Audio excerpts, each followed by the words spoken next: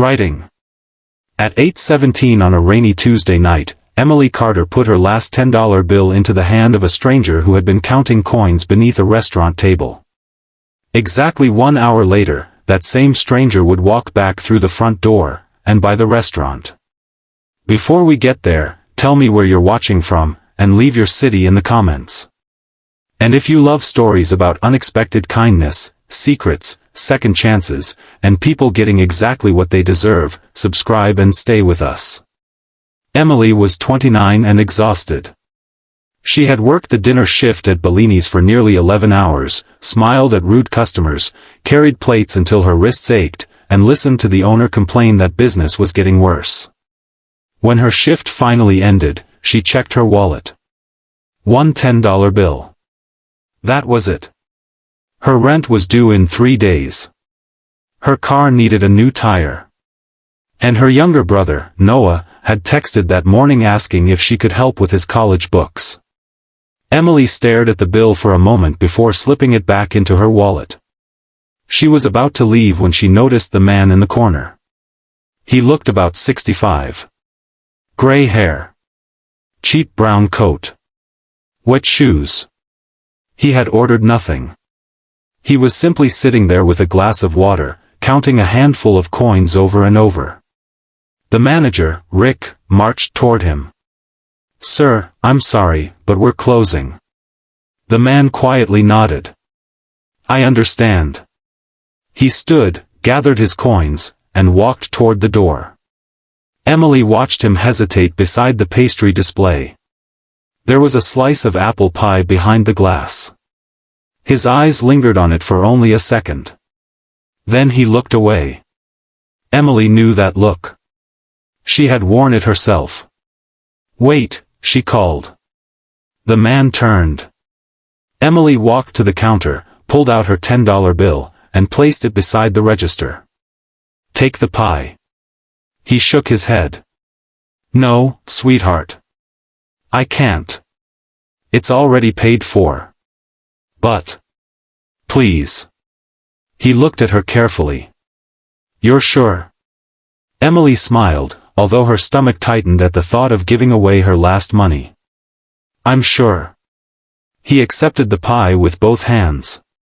"Thank you." Emily shrugged. Everybody deserves dessert once in a while. The man smiled. Then he asked quietly, "What's your name?"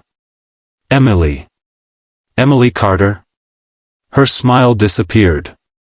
She hadn't told him her last name. Before she could ask how he knew it, Rick shouted from across the room. "Emily! Lock the back door before you leave." She turned for only a second. When she looked back, the man was gone.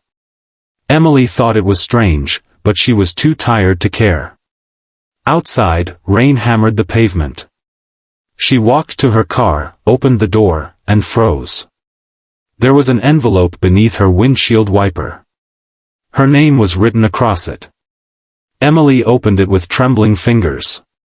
Inside was a photograph. It showed Bellini's restaurant 15 years earlier. Standing outside the building were two people, a young woman and a little boy. On the back, someone had written, "Your father never stopped loving this place." Emily's heart began pounding. Her father had died when she was 14. And his name was Daniel Carter. The restaurant had once belonged to him. Emily had never known the details. Her mother always said Daniel had lost the business after a bad investment and walked away from it. But now Emily stared at the photograph. She recognized the woman. Her mother. And the little boy was Emily's older brother, Daniel Jr., who had died as an infant. There was something else inside the envelope. A folded newspaper clipping.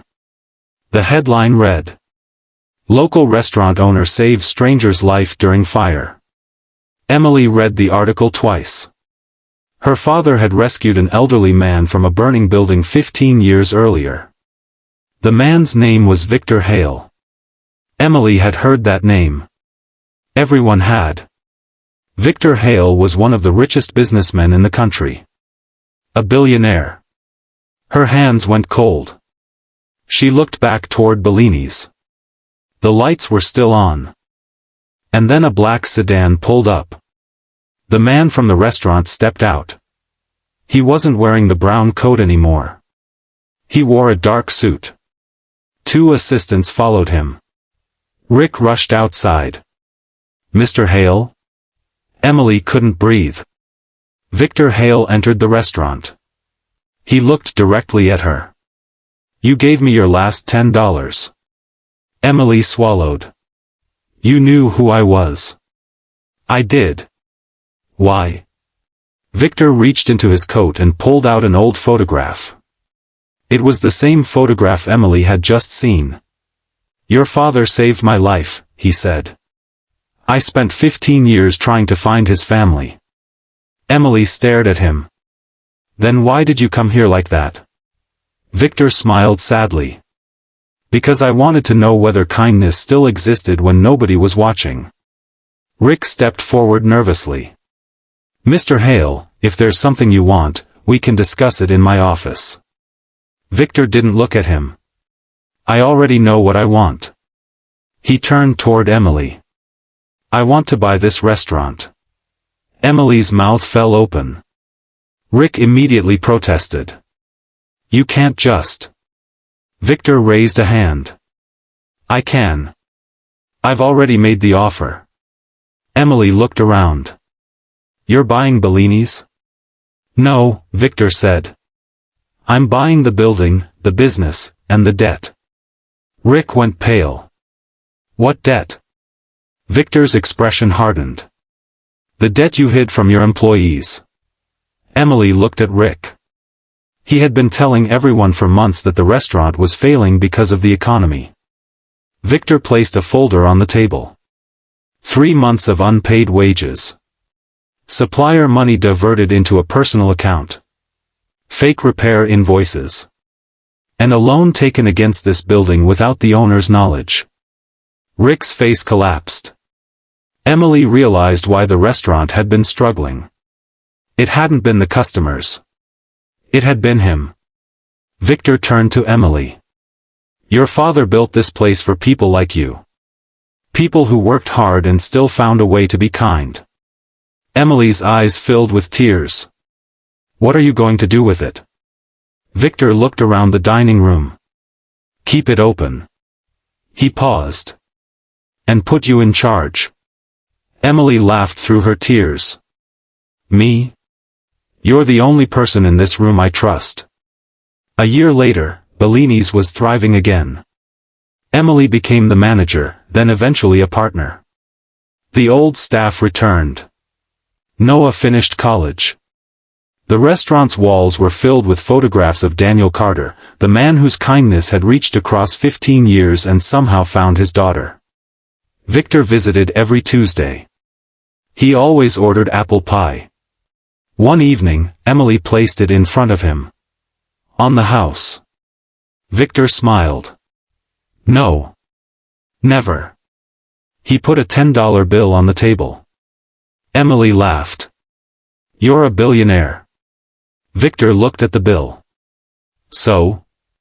Emily understood. Money had never been the point. He had come looking for proof that the world still had people who would give away their last $10. And he had found one.